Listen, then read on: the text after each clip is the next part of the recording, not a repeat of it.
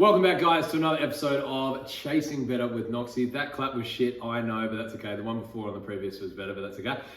Today we have a super awesome guest, one of our amazing clients from the body consultants here in Mandurah, Miss Adia Sutherland. Hello. So she's not nervous at all, as you can tell. Body language is pretty good so far. The legs aren't shaking just yet, but we'll see how we go. She has had an amazing journey of not only transformation physically, but mentally as well, in terms of training and consistency and learning about nutrition. She is super young as well, so she started off, how old were you? 17? Yeah, so she was 17 when she first started training with us, now 21? Soon. 21 soon. Yeah, so 21st this year? Yeah. Nice. So she's in that amazing year of her life where everyone around her has 21st, so she's been drunk for most of this year so far, but that's okay. So, but yeah, the great thing we want to talk about today, guys, is being a female training in this day and age. Obviously, there's a lot of talk about girls and women training in gyms and, you know, am I going to get bulky and look like a man and all that sort of rubbish, which we know is a load of bollocks, but that's okay. The other thing as well is also would be great to dive into your mindset from what it was like training as a young'un. So like being 17, you'd never really been in a gym before, had you? Never. Yeah, sweet. So I mean, we'll dive into that as well. And yeah, it'd be great just to give some insight on what it's like training as a female, the fact that everyone should be bloody doing it, and why you just love doing it every week now, instead of it being a chore or whatever. So yeah, awesome. So welcome for coming in. And I suppose probably first question off the bat would be, what was it like walking in day one to do your first ever session, if you can remember that? Oh, that's a bit testing my memory. I was pretty nervous, like I had no idea about fitness or anything. And you know, if it wasn't for my mum, I wouldn't have even done it. But yeah, it was pretty nerve-wracking, I would say. Yeah. Cool. So I suppose with the nerves and things like that, because obviously your mum, Erin, had been training with us for probably a good 6 months or so by that stage, I think, or a couple of months or something, which was great. And like, what was the initial thought process as to why you had to train or why you were going to start training? Like, what was the point there? So I'd actually just been accepted into the police academy as a police cadet, and you had to, you know, have a certain fitness level, not only just to pass the fitness testing, which that was leading up to, like that was my last test to get in, was passing the fitness. And so I think it was the beat test and agility and stuff like that. And like I wasn't doing any fitness at the time, so I needed to prepare for that testing. So yeah, just needed to basically get into shape and, you know, prepare for that testing. Okay. How long do you reckon it took for you to kind of get into the swing of things? Now, obviously, initially it was like, I've just got to pass my test, like, which again, great as a goal and a motivator initially.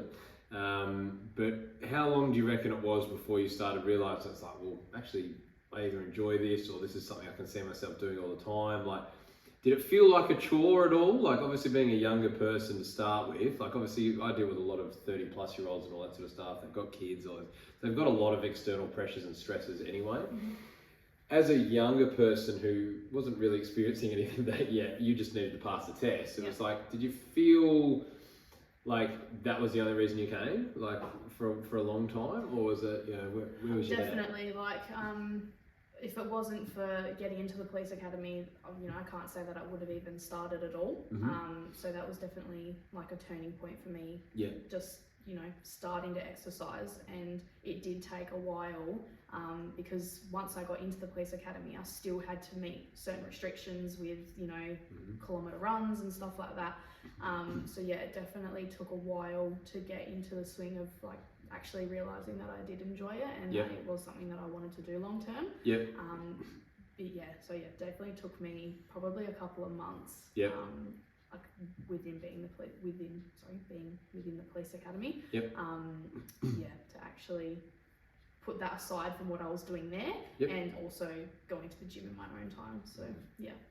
Awesome. So I mean, how did you find like training around others? Like, because I know obviously with adults and the 30 plus range, like generally you're finding that they're actually quite insecure about being around other people when they are training. Now, whether it's because of a weight issue or whatever, or they've just never been in a gym before. Did you find any of that when you were training in those initial first months, or was it like, oh, I'm just a kid and I'm unbreakable, I'll just get it done? Like, what do you... No, I actually quite enjoyed being around other people, like especially being with TBC, like you're all doing the same thing at the same time. And I've been to the gym where it's just been me in like a commercial gym, and I didn't enjoy it as much, like the community spirit and everyone supporting each other. Like I prefer that a lot more than going to a commercial gym and training by myself. Yeah, nice. So, yeah. Do you find, now obviously you definitely would get more done now, obviously working in that coached environment, but back then as well, because you dabbled a bit in sort of the 24-hour gym or whatever by yourself, did you find you got more done? Like you actually just, you rocked up with a bit more purpose because you had a task to achieve each session when you came in? Yeah, definitely. Yeah, so I mean, a common thing we generally deal with is people obviously realizing it's like, oh, I'll just be a weekend warrior and I've downloaded this thing off online and Chris Hemsworth's got this new fucking workout or whatever, and it's like, and again, long term, there's nothing that sticks, right? Because again, you need that guidance, you need that flow. I mean, you probably would have found that because you just had a coach to rock up to as well, you were just like, okay, he's just going to tell me what to do today. All right, sweet. Yeah. Like, it takes a lot of the stress out of the situation. So, and again, when you're obviously one of our stronger female members now, which is fantastic, techniques like awesome and all that sort of stuff. Again, we're always a student, we're always learning, even myself. But how long do you think it took before, like, you were finding like this has to be part of my day?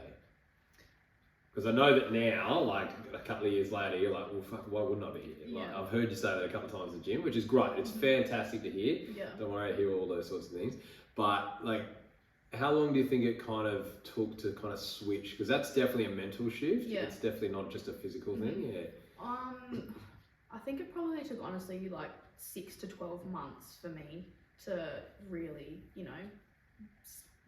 talk with myself and just say like, I need to be more consistent with this, and this is something that I want to be in my life. Because at the time I was like 18 or so, and like I was still doing weekly exercise with work, but it started becoming my routine. Go to work, go to the gym. That was my routine, and that's when so roughly 6 to 12 months after beginning was when I really said this is something that needs to be a consistent thing. Yeah, sweet. Now, winding the clock back a bit, which I know you're still young, but I can still say it, that's fine. So, testing my memory today. Yeah, winding the clock back a bit, as a kid, so pre-joining the gym, all that sort of stuff, were you physically into a lot of sport? Because obviously you've never been like 100 kilos of weight or anything, but like, were you an active kid? Like, what was your kind of lifestyle? Definitely, I did lots as a kid. Mum almost tore her hair out over it because I would start something and then would get bored with it. So I did t-ball, footy, netball, and was really involved in like the school stuff. So the athletics carnivals and stuff like that. So up until basically high school. Up until high school is where like I was super into my athletics and sports and stuff, and then when I reached high school, that's when it basically was like, see ya. Yeah, sweet. No, that's cool. And again, like the great thing to see with that is I love touching base on, and I've done that with all the guys that have come into the chats, is it's always interesting to see if there's a massive overhaul or whether it's like I just needed a new target, right? I needed something to adapt myself to, which was obviously training for the first time, doing weights and all that sort of stuff. Now, awesome to hear the bit of the background pre-training. How do you feel you go now training as a female in a gym environment, and also like, because I mean, you're on Instagram, like we know that, like you follow people, you see influencers, you see 50 million diets out there, you see 50 million different ways of training, and if you're not doing this exercise, you're doing it wrong and all that sort of stuff. Like, how do you feel you go as a 20 to 30 year old is in that digital space? Like, do you find it's difficult to stay on task when it comes to your own training? Do you find that you have to remind yourself not to get pulled in different directions? Like, where do you feel you're at? No, like I'm pretty dead set on the training that I do. Like people are always asking me, you know, about the training that I do, and you know, from their perspective and I guess their education on, you know, what they know about all these other types of things that work for them and whatnot. And then, you know, what I do, like there aren't a lot of things that would change my mind, like or at all. I'm pretty confident in the weightlifting. And yeah, the stuff that we do at the gym, like I love it, and I couldn't see myself doing anything else. Sweet. No, that's great. And again, it's awesome to hear that, and hopefully the guys out there listening are going, oh, okay, maybe it's not such a bad idea to do it. I mean, we're always hounding your friends to come and join as well. But like, interesting that you bring up that topic of like, people will talk to you about what sort of training you do and, oh, you're looking great, and all that sort of stuff. Like the usual things when people undergo a transformation of some form. Do you find you get hit with any negativity because you do want to better yourself? I think if I do receive any negativity, it's because I guess it's a certain age group who aren't educated on, you know, women and weightlifting. Like, it's a lot of, you know, middle-aged women who think that cardio is the answer to everything and all these fad diets and that. And it's not necessarily negativity. I think it's just more curiosity.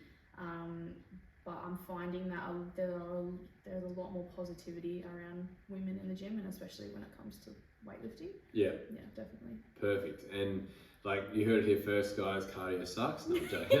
Yes. I don't know if you've got to do it for sport, no. But yeah, so I mean, that's fantastic. I love hearing that because I see every day on, like, because I mean, we follow new accounts every day, outreach, all that sort of stuff as you do growing a business, but you see so many fragmented pieces of information. And do you find you've been able to get a bit of clarity about training and just exercise in general, and then also nutrition? Oh yeah, 100%. Yeah. Like before I started training, I had no clue. Like especially growing up in a household where people didn't train either, so there was no education on nutrition. Like no idea about really a healthy lifestyle at all. So. Did you feel you learnt enough through schooling system or the schooling system, I should say, to be informed enough as to like the benefits of it, of regular training and movement?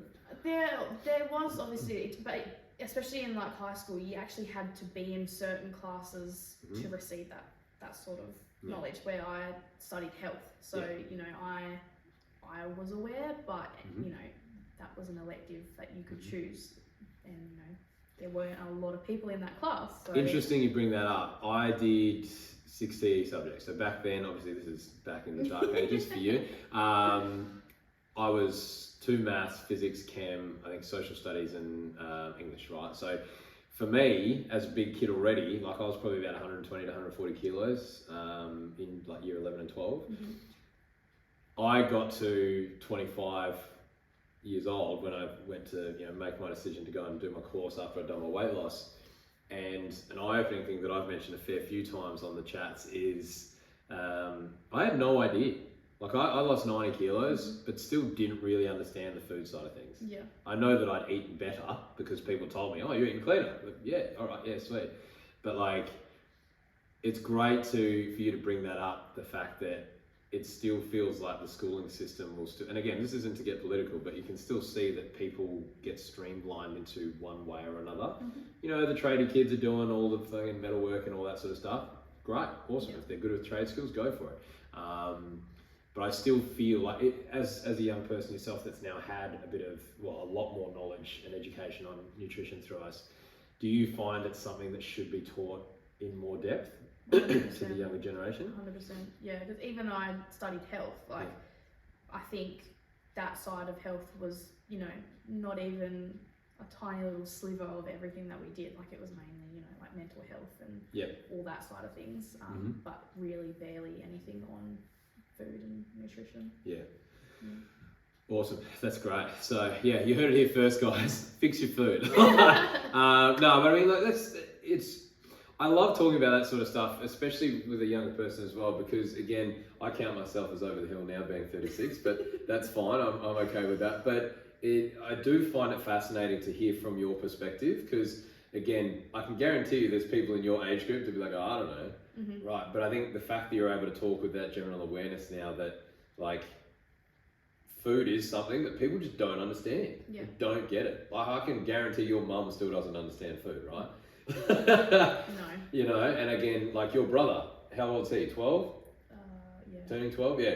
He would have no idea on the basics of nutrition, right? Like, and again, I know he's only 12, but do you feel over the next 5 years he's going to understand food? No.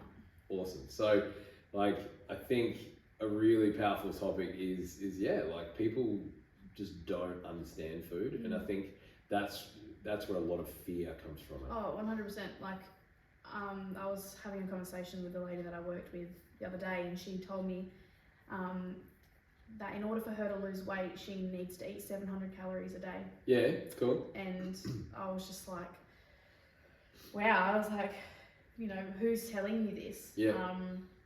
And you know, she's like, oh, that's just what I've learned. Like, if I eat more than that, but then she's sitting there, and the only thing she'll eat all day is almonds, and I'm like, well, do you actually know how many calories are in almonds and how many are you eating a day? And it's just, and like, there's a lot of the conversation I have with people at work, and it's around just that they're not educated around food. And yeah, it's a big thing. And like the people I work with, they're, you know, anywhere from 30 plus mostly. And yeah, like there is a lot of ineducation around nutrition. And what happens then? It leads to confusion, doesn't it?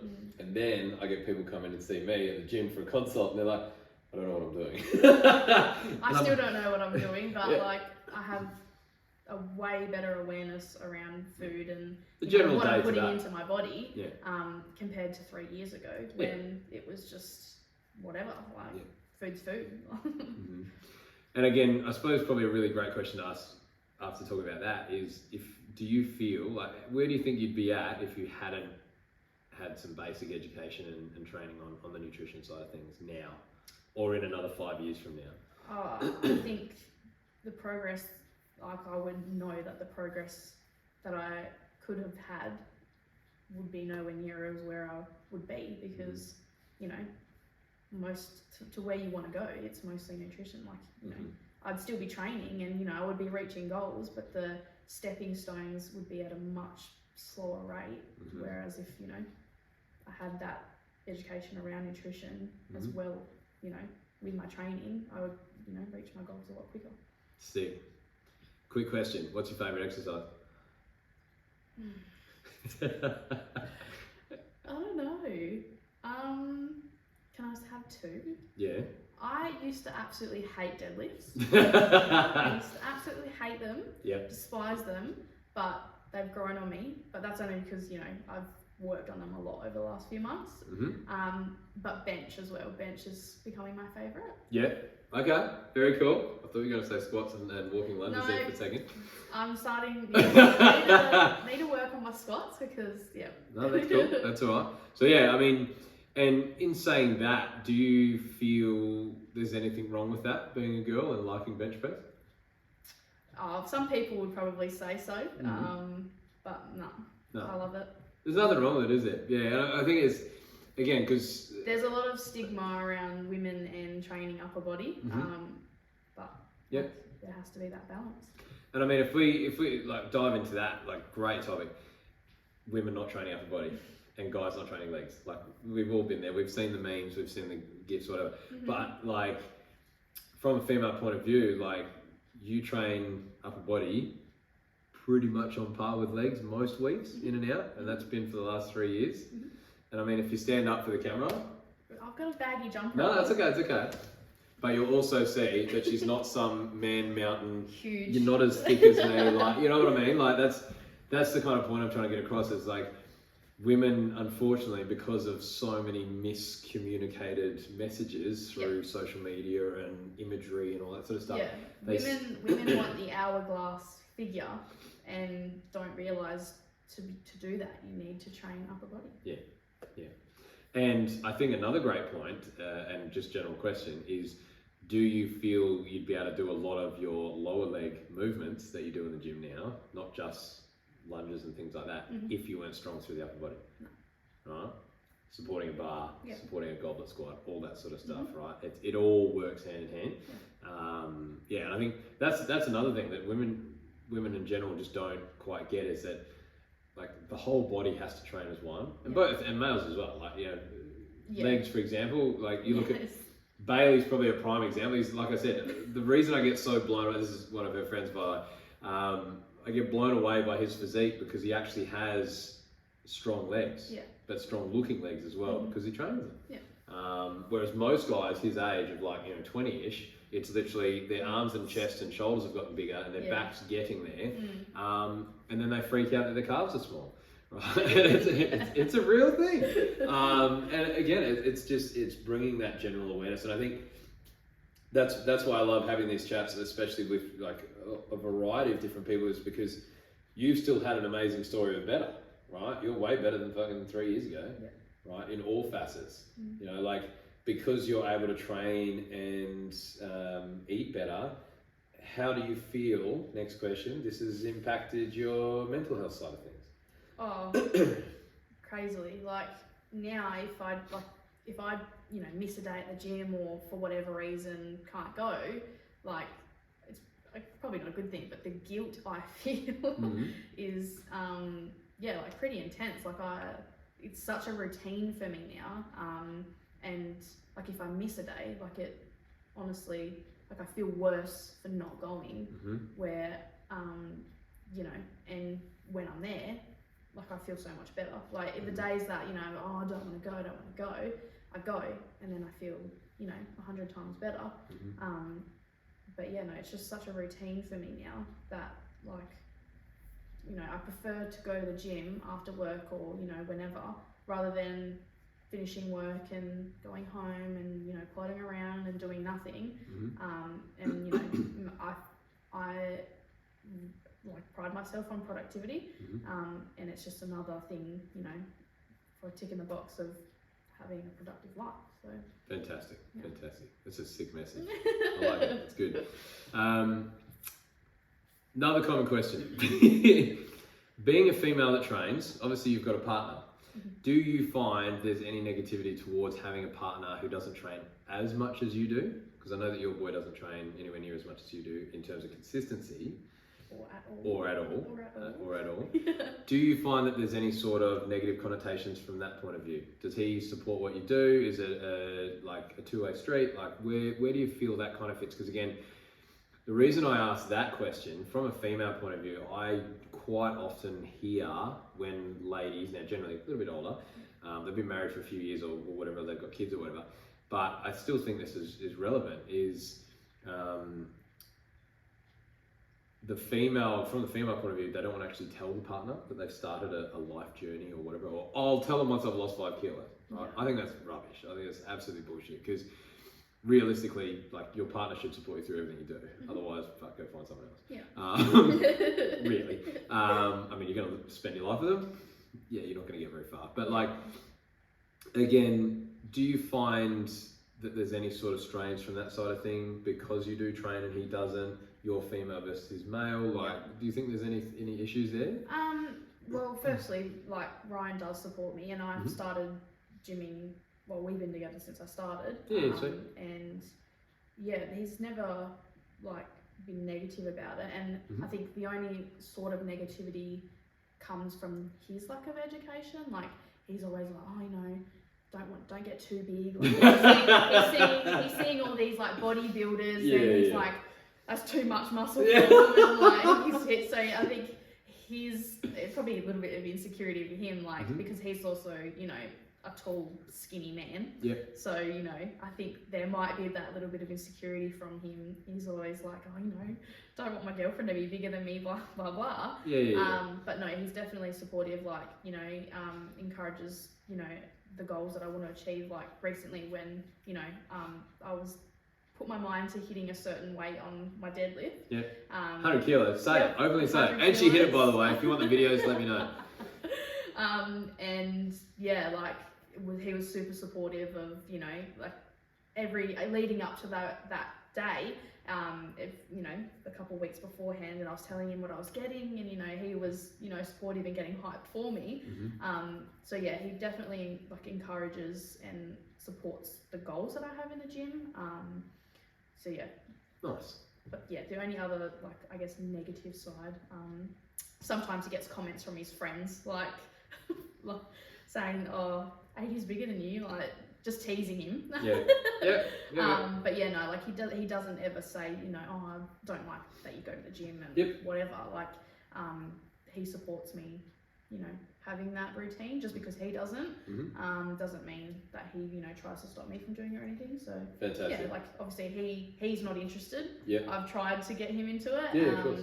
And you know, his friends do it and everything. And sometimes he goes, oh, he considers it. So maybe one day he'll start, but you know, he's not interested at this point in time. But you know, he still supports me doing it. So no, that's really good. And again, like, it's the same with Beck, right? Like, me being a coach, I can't coach it. Now that I'm married, it's even worse. But also shout out to Beck, by the way.